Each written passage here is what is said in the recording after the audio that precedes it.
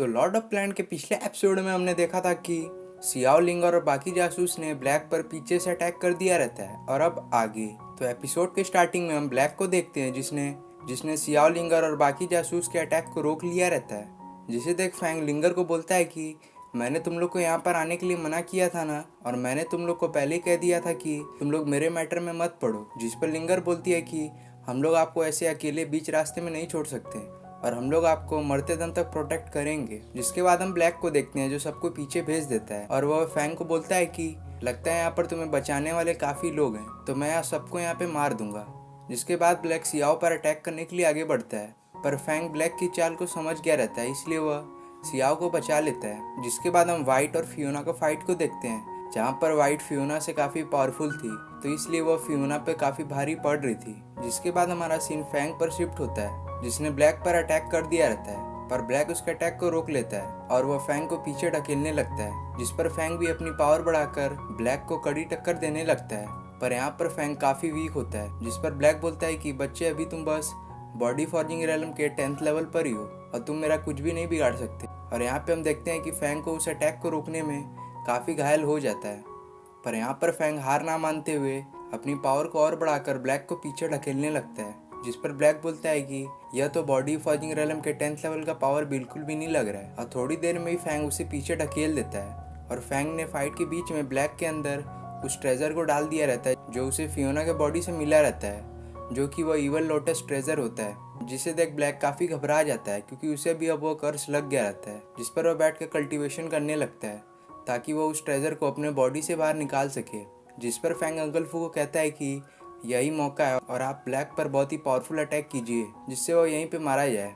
जिस पर अंकल फू ऐसा ही करते हैं और वह ब्लैक पर अटैक करने के लिए आगे बढ़ते हैं। जिसके बाद हमारा सीन कट हो जाता है और हमें होली मास्टर को दिखाया जाता है, जिसका दूसरा नाम सेंगाई भी होता है, जिसका वो रस्टी स्वॉर्ड था जो ब्लैक सोल फैंग को दे रहा था, जिसके हाथ में कुछ पपेट होता है, जिस पर वो अपनी ब्लैक मैजिक का यूज करने लगता है। जिसके बाद हमें एक किलर को दिखाया जाता है जो फैंग के फाइट वाले सीन पर रहता है और वह चुपके से अपने क्रोसबो से फैंग पर एक एरो शूट कर देता है और वह एरो फैंग को लगता उसे पहले ही लिंगर उसके सामने आ जाती है, जिससे वह एरो लिंगर को हिट हो जाता है। जिसे देख फैंग काफी घबरा जाता है और वह लिंगर को तुरंत ही संभालने लगता है, पर यहाँ पर लिंगर उस एरो से काफी घायल हो गई रहती, जिससे वह कुछ समय में ही अपना दम तोड़ देती है। जिससे फैंग को काफी गुस्सा आता है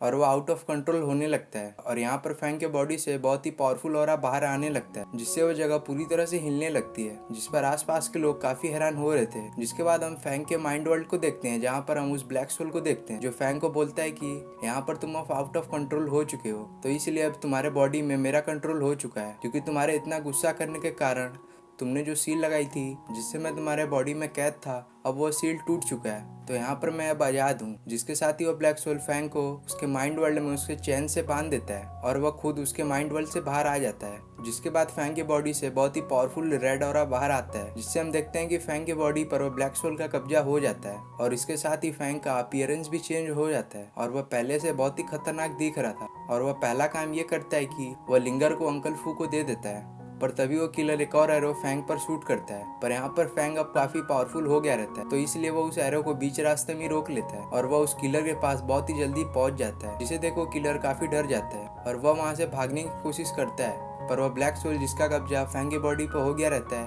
वह उसे बहुत ही दर्दनाक तरीके से मार देता है। जिसके बाद वो ब्लैक की तरफ बढ़ता है, पर यहाँ पर तो ब्लैक पहले से उसके पावर को देखकर घबरा गया रहता है, तो इसलिए वो बहुत ही पावरफुल अटैक फैंग पर करता है, पर फैंग उसके अटैक को रोककर उसको बहुत ही बुरी तरह से इंजर्ड कर देता है। जिस पर ब्लैक फैंग को बोलने लगता है कि तुम मुझे यहाँ से जाने दो। जिस पर फैंग बोलता है ठीक है, तुम अगर उस ट्रेजर को दे दो जो तुम्हें मिंग ने दिया है तो मैं तुम्हें यहाँ से जाने दूंगा। जिस पर ब्लैक वो ट्रेजर को निकाल कर फैंग को दे देता है, पर यहाँ पर फैंग उस ट्रेजर को मिलने के बावजूद भी ब्लैक को जान से मार देता है। जिसके बाद फैंग तुरंत ही वाइट के पास जाता है जो फियोना से फाइट कर रही थी और फैंग उस पर भी अटैक करके उसे जान से मार देता है, पर तभी वहाँ पर मिंग अपने फ्लाइंग बीस्ट के साथ आ गया रहता है। जिसे देख फैंग को लगता है कि ये भी उस पर अटैक करेगा, तो इसलिए वह उस पर अटैक करने के लिए आगे बढ़ता है, पर मिंग उसे समझाता है कि मैं तुम्हारा कोई दुश्मन नहीं हूँ और मैं तुम्हें यहाँ पर चोट पहुँचाने नहीं आया हूँ। जिस पर फैंग को एक झटका लगता है और इसके बाद हम फैंग के माइंड वर्ल्ड को देखते हैं, जहाँ पर फैंग के पास वो ब्लैक सोल आता है, पर यहाँ पर फैंग अब अपने सेंसेस में आ चुका रहता है,